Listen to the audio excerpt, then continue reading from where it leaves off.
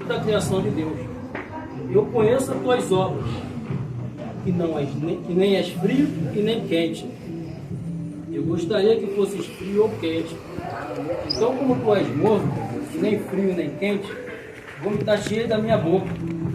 Porque tu dizes, eu sou rico e cheio de bens, não tenho necessidade. Glória a Deus, de nada, aleluia. e não sabe que és um desgraçado e miserável, pobre, cego e nu. Aconselho-te que de mim compre ouro refinado no fogo, para que tu vejas, que vestes branca para te vestires, e que a vergonha da tua nudez não apareça, e que unja teus olhos com colírio, para que possa ver. A todos que eu amo, eu repreendo e castigo. Ser zeloso, portanto, e arrependa-te. Eis que estou à porta e bato. Se algum homem ouvir a minha voz e abrir a porta, virei a ele e cearei com ele e ele comigo. Ao vencedor permitirei que se assente comigo em meu trono, assim como eu também venci e estou assentado com meu Pai em seu trono. Aquele que tem ouvido, ouça o que o Espírito diz à igreja. Amém, irmão? Amém, aleluia, Então, glória a um texto Deus. bastante conhecido, que eu acredito que todos aqui já leram, que todos conhecem, né?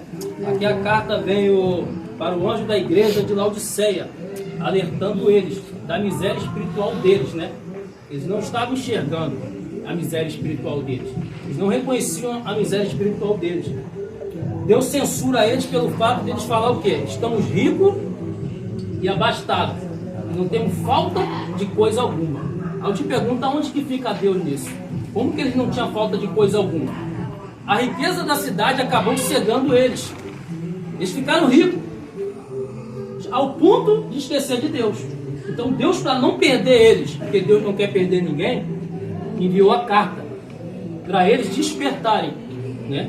Para eles acordarem, porque eles estavam em desgraça espiritual e não estavam enxergando a desgraça deles. Eles estavam em miséria espiritual e não estavam enxergando. Para eles estava tudo bem, para eles estava tudo tranquilo, mas não é o que a Bíblia diz. O próprio Deus fala, eu conheço as tuas obras, que nem é frio e nem quente, ou seja, meio termo, não era uma coisa e nem outra. Ou seja, eles não tiveram o quê? Progresso espiritual. De repente eles até começaram muito bem, mas o que aconteceu? Por que eles não saíram do estado de morno? Por que eles não ultrapassaram essa barreira? O que aconteceu? A própria Bíblia relata. A riqueza que eles conquistaram, os bens que eles conquistaram, acabou atrapalhando esse progresso. Eles tinham que fazer o quê? Crescer, continuar crescendo. Quando você começa muito bem. Você começa com aquele vigor. Você começa com aquela força. Nada te para. Vem 1001 problemas, mas nada te freia, nada te para. Você está naquela garra. Está naquele fogo, está aquecido, o fogo está ardendo dentro de você. Mas se você não vigiar, pode acontecer com você o mesmo que aconteceu com os laodicenses. O que aconteceu? Os bens deles, as riquezas deles, acabou cegando eles. Acabou atrapalhando o progresso espiritual deles. Deus não quer que eu e você paramos no morno. Deus não tem prazer no morno. Ou você é quente, ou você é frio. Mas o que me chama mais atenção dentro dessa palavra é que Deus fala que eles nem tinham ciência do estado deles. Ou seja, Deus falou, vocês dizem que são ricos e abastados, que não tem falta de coisa alguma, mas vocês nem sabem, não sou eu que estou dizendo, vocês nem sabem que você é miserável, vocês estão cegos e vocês estão nus espiritualmente. Ou seja, vocês já perderam o fogo há muito tempo. Não tem ardência em vocês, não tem fogo em vocês. Vocês não estão enxergando a própria miséria de vocês. Deus, para não perder eles, o próprio Deus envia carta para eles despertarem. Deus fala, quem dera vocês fossem frios ou vocês fossem mornos, quem dera. Mas vocês é morno, vocês não saíram disso, vocês não tiveram progresso, vocês não é uma coisa e nem outra. Deus quer que você e eu sejamos fervorosos. Deus quer que você tenha fogo dentro de você. Olha só o que diz em Romanos. Eu vou estar lendo, não precisa de abrir. Vou estar lendo em Romanos, capítulo 12, versículo 11. Olha o que ele fala. Não sejais negligentes nas atividades. O que é ser negligente? Você saber o que deve fazer, você não fazer. Você está sendo negligente. Deus está falando para os romanos. Não sejais negligentes nas atividades. Sede ferventes no Espírito, servindo ao Senhor. Sede o quê? Ferventes no Espírito. Não é na carne. Não é oba-oba. Não é fogo de palha. Sede fervente no Espírito. O que quer dizer fervente? Fervoroso. Que denota intensidade. Que tem sentimento. Que tem emoção. Ele é fervescente. E a igreja de Laodiceia não chegou a esse ponto. Não progrediu até esse ponto. Eles acabaram o quê? Interrompendo esse progresso. Deus fala com os romanos que eles tinham que ser o quê? Ferventes no Espírito. Você acha que os laodicenses conseguiram ser ferventes no Espírito? Não conseguiram. Mas alguma coisa atrapalharam eles. Alguma coisa atrapalharam eles. Eles se tornaram o quê? Mornos.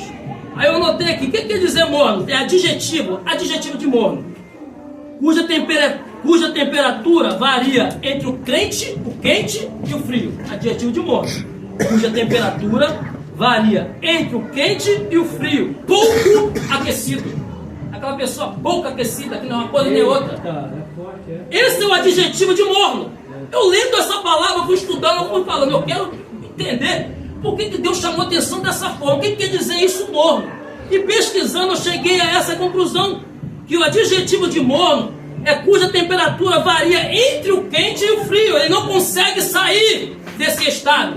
Ele está preso nesse estado de morno. Ele é pouco aquecido, ele não consegue romper essa barreira da mornidão, porque tem alguma coisa atrapalhando, tem alguma coisa interrompendo o progresso dele espiritualmente. Aí eu pergunto para você nessa noite: será que não tem alguma coisa atrapalhando o teu progresso espiritual?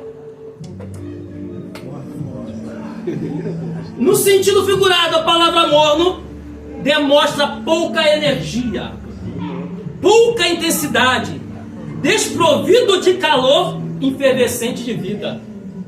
A igreja de Laodiceia estava desprovida de calor. A igreja de Laodiceia, ela estava com pouca energia, ela estava com pouca intensidade. Como que está a tua vida espiritual? Eu quero que você olhe para dentro de você. Eu quero que você não negue como está a tua vida espiritual. Você acha que está bom? Você está morno? Você está frio ou está quente? Você tem que ser uma coisa ou outra. Ou você é quente ou você é frio. O que você não pode é ser morno. Você tem que romper essa barreira. O que está te atrapalhando? O quente, para ser quente, primeiro ele começa frio, passa pelo morno. Mas ele não para no morno. Ele continua esquentando. Enquanto tiver matéria de queima dentro de você, o fogo vai ser contínuo. E o que é a matéria de fogo? O que faz o fogo aquecer, manter aceso dentro de você?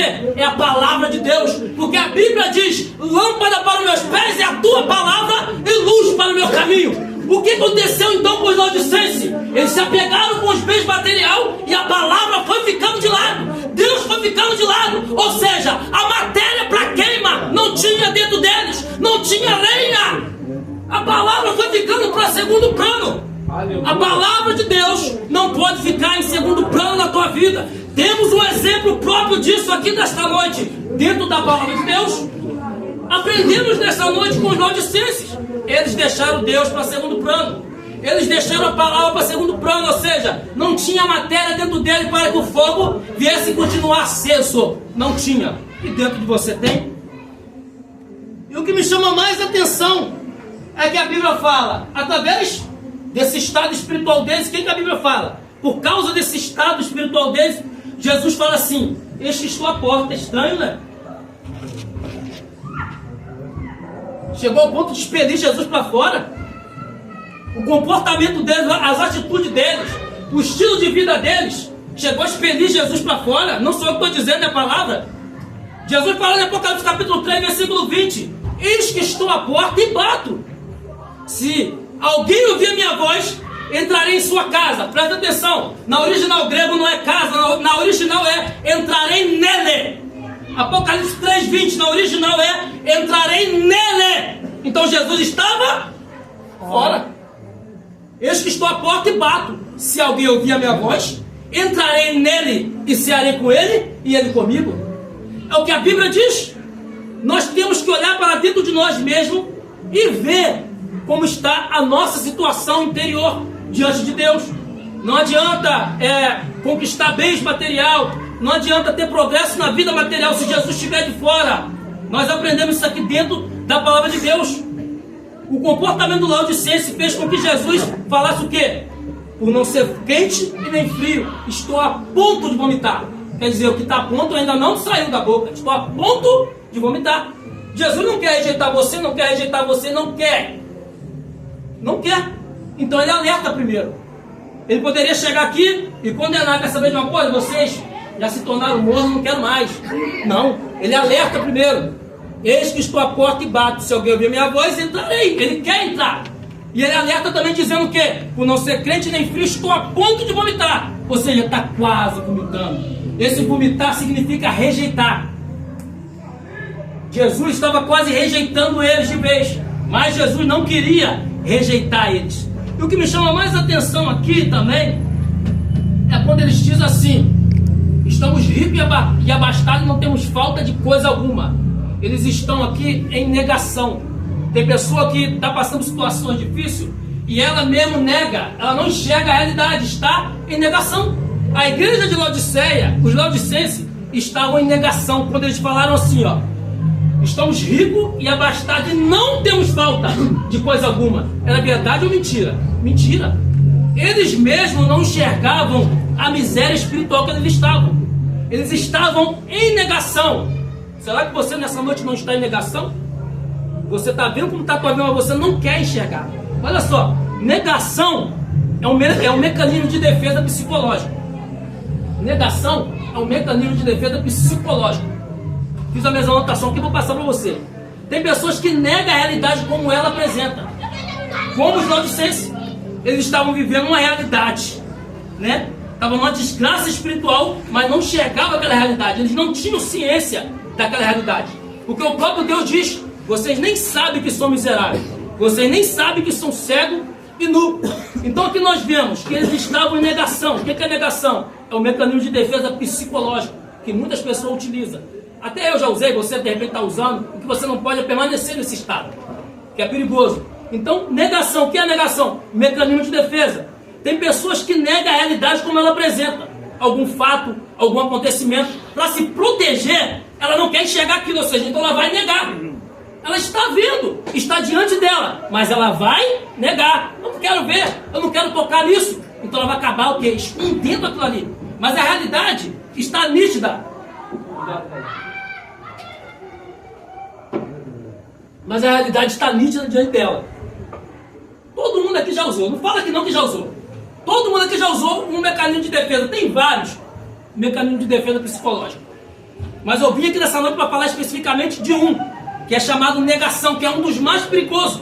Porque a realidade está diante da pessoa, mas ela nega algum fato, algum acontecimento. Para se proteger daquele acontecimento, ela acaba negando a realidade. Quer ver um exemplo? Pessoas que têm problema com vícios, com droga, mas só que elas não admitem que tem. Não, eu só bebo muito de vez em quando.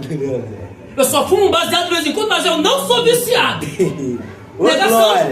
Ela não quer admitir. Tem problema com vício, tem problema com droga, tem problema com prostituição, tem problema, mas ela não admite. Ela não admite que tem. Então nós temos que olhar para dentro de nós mesmos. Tem pessoas que não admitem, não conseguem. Como, por exemplo, uma pessoa está vivendo um relacionamento abusivo. O cara está metendo o cacete na mulher. Está descendo a lenha na mulher. Mas eu amo ele. Ele me ama, ele só está fazendo porque ele está nervoso. Mas ele é uma ótima pessoa. Pegou, hein? Ele é uma ótima pessoa, descendo o cacete, olho roxo. Ele é uma ótima pessoa. Eu amo ele. Ela está vendo que não dá. Está vivendo um relacionamento abusivo. Ou falido. Mas não quer enxergar a realidade. Ela continua naquilo ali. Qual é o fim daquilo? Vai sair no jornal depois. Fulano matou ciclano. Todo mundo sabe que a mulher apanha. Os vizinhos ainda alertam, o vizinho ainda passa como ruim. Você é fofoqueiro, hein, vizinha? Vai tomar conta da tua vida, não tem a calcinha para lavar, não? É assim que funciona. Mas a pessoa está alertando, a pessoa está divertindo, mas não quer enxergar. Negação é uma forma de repreensão, em que os pensamentos estressantes, eles são reprimidos. Ou seja, quando a pessoa está em estado de negação, negação é uma forma de repreensão. O que é repreensão?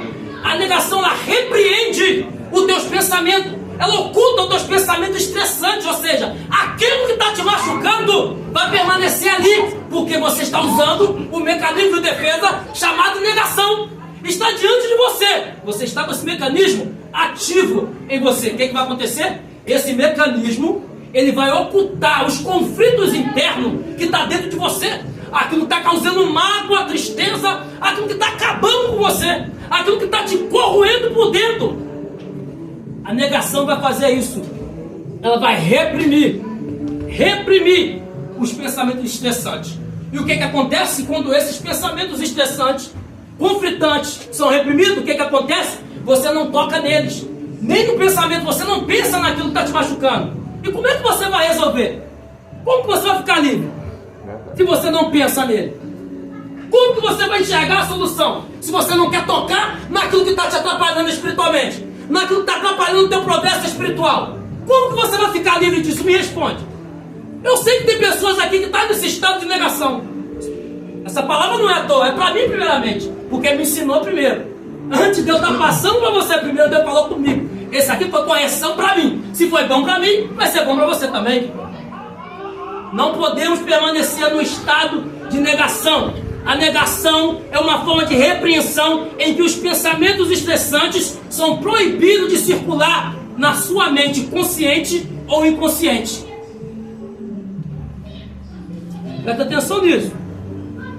Pessoas em estado de negação, ela vai pagar um preço altíssimo. Sabe por quê? Porque ela gasta parte da energia que poderia estar sendo utilizada para impulsionar o seu crescimento e a manutenção da sua saúde, reprimindo esses pensamentos. Quer dizer, vou explicar de novo. Pessoa em estado de negação constante. Ou seja, eu posso usar aqui um estado de negação para agora e daqui a pouco ali está livre disso, não vou permanecer. Mas pessoa em estado de negação constante, ela pode pagar um alto preço, porque ela está gastando parte da energia que poderia estar sendo utilizada para impulsionar o seu crescimento na sua vida sentimental, espiritual, financeira, espiritual. Ela está gastando parte dessa energia para manter a negação, para manter os pensamentos reprimidos. Não podemos permitir que a negação seja constante na nossa vida. Como eu estou dizendo, pessoa em estado de negação constante pode pagar um preço altíssimo, porque eles gastam parte da energia que poderia ser utilizada para impulsionar o seu crescimento e até para a manutenção da saúde. A negação da realidade tem que ser trabalhada adequadamente. Se a negação da realidade não for trabalhada adequadamente, vai levar a pessoa ao fracasso total. Ao fracasso espiritual, ao fracasso no casamento, ao fracasso financeiro. A negação da realidade tem que ser tratada. É algo que tem que ser tratado. É algo que não pode ser ignorado. Você não pode fazer vista grossa. Pessoa em estado de negação, ela faz vista grossa para a realidade. Ela está vendo a realidade diante dela. Ela está sendo advertida, mas ela não consegue despertar. Então não podemos permitir. Essa negação, se você está nesse estado, tem que ser tratado de maneira adequada. Senão você vai chegar ao fracasso. Por que muitos casamentos fracassam? Por que muitos fracassam na vida espiritual? Justamente por causa disso. Eles vivem em um estado de negação constante. Então, para progredir, é essencial que nós venhamos enxergar. Para ter progresso, nós temos que enxergar e aceitar que estamos em negação. Não podemos ignorar, né? Não podemos fechar os nossos olhos, fazer vista grossa.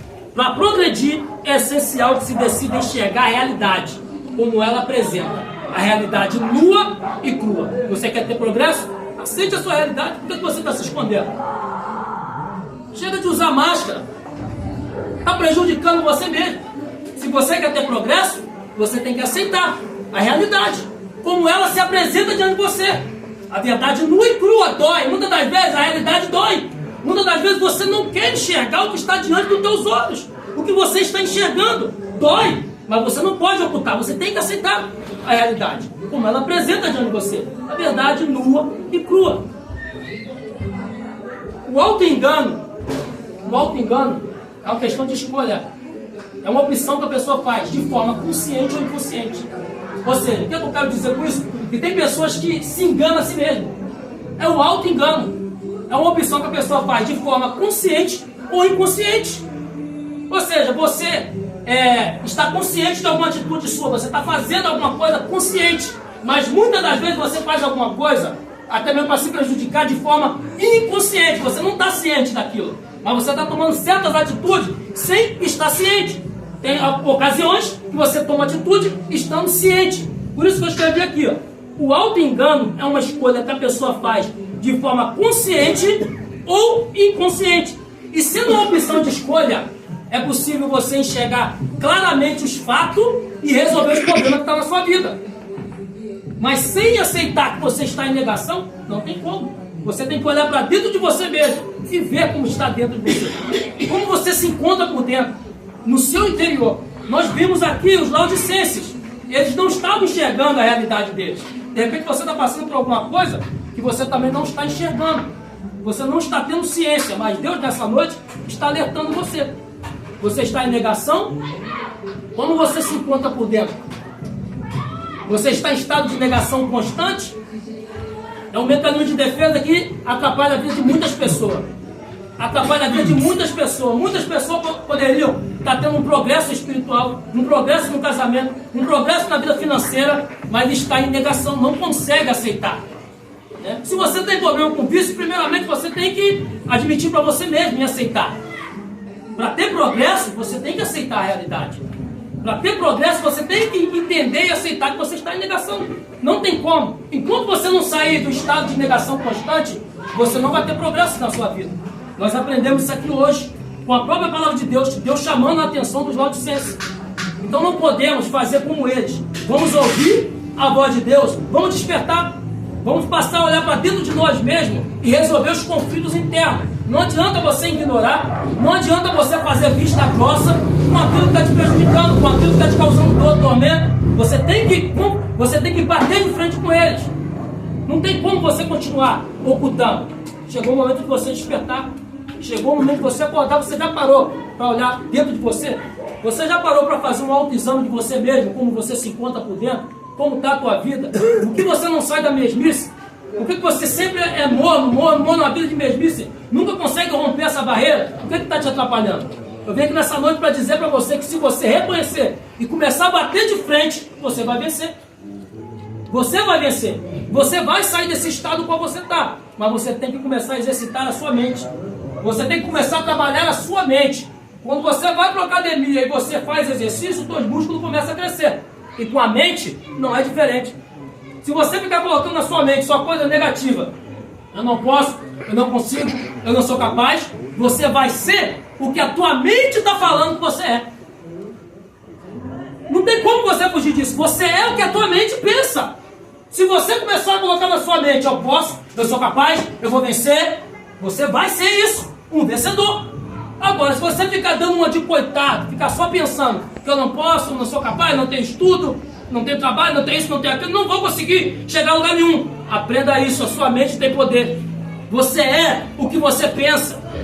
Pensamentos são semente. Quando você começa a pensar em coisas positivas na sua vida, automaticamente vai se materializar coisas material que está aqui. Primeiro, nasce aqui, não é aqui no exterior. Primeiro é aqui. Quantos homens no passado, vou dar um exemplo prático, o avião. Como é que começou o avião? Pensamento é semente ou não é? Como que começou a construção do avião? Foi da noite para o dia? Ou alguém planejou primeiro? O carro, a mesma coisa. Volta lá atrás. Imagina 50 anos para frente, como é que vai estar? Se até agora nós vemos a evolução celular, você vê a pessoa pelo celular falando lá em outro país. É verdade. Alguém teve que o quê? Aqui. Pensamentos são semente. Aprenda esse segredo porque está fazendo diferença na minha vida. Eu sabia de ciência, mas no profundo disso não. Pensamentos são semente. Primeiro nasce aqui, planta aqui, para depois se materializar aqui. O avião não nasceu aqui, o avião nasceu primeiro aqui. O carro não nasceu aqui, nasceu primeiro aqui. O celular, o computador não nasceu aqui. A internet. Você tá com o celular aqui, um negócio invisível, bate no celular, te dá sinal para você falar no Facebook, falar no WhatsApp, ver filme. Nasceu aonde primeiro? Quem Quem é você para falar que você não pode? Que você não é capaz? Verdade, Deus. O homem não é Deus, mas Deus deu sabedoria para o homem. Deus deu capacidade de pensar, de planejar, de criar. Não é tudo que você é imagem e semelhança de Deus. Deus é criador, criou tudo. Você acha que Deus estava fazendo assim, haja isso e aquilo de qualquer maneira? Não! O próprio Deus pensou, porque senão ia ter desordem. Já pensou? Um homem com perna de cavalo misturado com rabo de macaco? Já pensou? Agora. Se Deus saísse fazendo assim a roda bambu, como se diz, de qualquer maneira, não! Primeiro teve que nascer aqui! Deus ficou olhando. Aí lá foi tudo planejado, barro, tal, aí subiu o sereno e por aí vai. Tudo planejado, soprou o espírito na narina, não foi de qualquer maneira. Primeiro nasce aqui, aprende esse mistério. Quando você começar a colocar isso em prática, a tua vida vai ser diferente. A tua vida vai ser outra. Satanás não quer que você pense. Satanás não quer que você seja criador. Mas Deus te deu a capacidade de pensar. Deus te deu a capacidade de criar. Ah, mas o homem antigamente era mais inteligente. Poxa, quem sou eu para criar um computador? Você pode criar uma invenção que vai revolucionar o mundo também. Por que não? Por que não? O que está faltando é o quê? Coragem em você? Ousadia em você? Cadê a fervência que Deus te deu? Você não é fervoroso de espírito? O que a palavra diz em Romanos? Sejam fervorosos. Cadê o teu fervor? Você acha que Deus vai te dar fervor só para ser crente? Não! Deus vai te dar fervor para você fazer diferença lá fora. Porque você criando, outras pessoas vão ser beneficiadas. Não é só você que vai ser beneficiado. Deus vai usar você para que outras pessoas também venham obter. Então nós temos que pensar isso. Pensamentos são semente. Pensamentos são semente. Começa a pensar, começa a planejar. Você pode fazer. Quem inventou o avião não é mais melhor do que você. Quem inventou o carro não é melhor do que você. Quem inventou o celular, a internet não é melhor do que você. É igual a você. Mas eles foram ousados. Eles foram ousados aqui dentro, ó.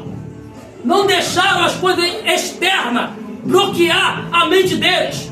Então não deixe as coisas externas bloquear a sua mente. Não se preocupe por aquilo que falam de você. Ah, mas ele era um viciado.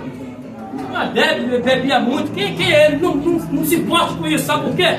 Quando você começa a dar ouvido para pensamento de derrotas externos, a sua mente, ao invés de progredir, ela cai. Ou seja, você não sai do estado de miséria. Quando você fica prestando atenção só no que dizem, no que pensam de você. A minha esposa é testemunha. Às vezes a gente vai falar alguma coisa e fala: ah, mas fulano vai pensar isso. Pô, que se lasque pra lá. Você acha que eu estou preocupado com o que vão pensar? Você acha que eu estou preocupado com o que vão pensar de mim, o que vão falar? Não estou preocupado, não. Se Jesus se preocupasse, fosse se preocupar com aquilo que pensavam dele, você acha que ele ia fazer os milagres que fez? Você acha que ele ia ressuscitar mortos, curar os enfermos? Não. Você sabe muito bem o que pensava de Jesus. E esse daí expulsa demônio pelos principais do demônio, que é Beelzebul, hein? Jesus parou por causa disso? A fé de Jesus foi neutralizada por causa disso?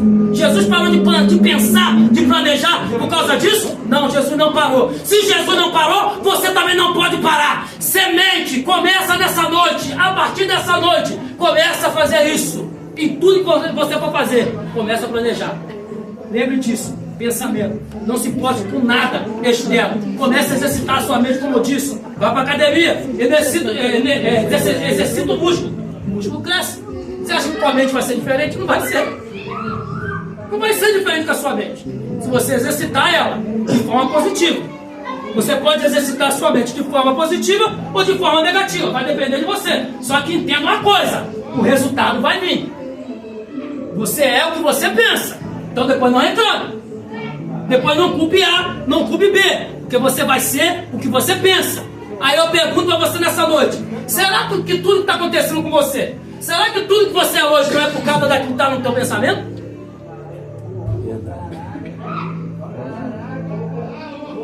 Pensa aí. Primeiro Deus falou comigo. Tudo que estava acontecendo comigo, tudo que eu sou hoje é por causa da minha mente. Não é o diabo que é culpado. Minha mente.